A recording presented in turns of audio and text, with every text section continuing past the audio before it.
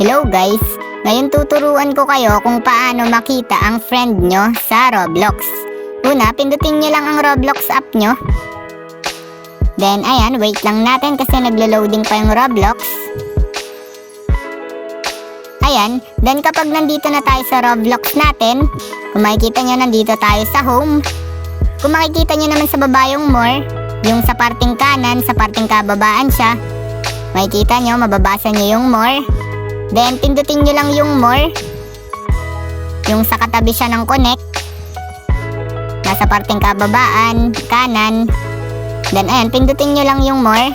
Then, ayan, kapag napindot na natin itong more, kung makikita nyo dito yung friends, ayun, pipindutin lang natin dito yung friends.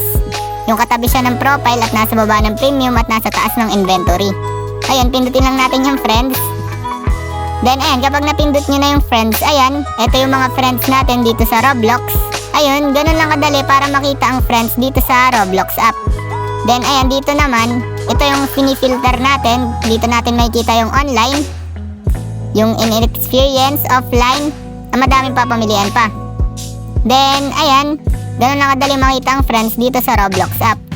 Ayun lang, thanks for watching. Subscribe me for more videos like this. Thank you!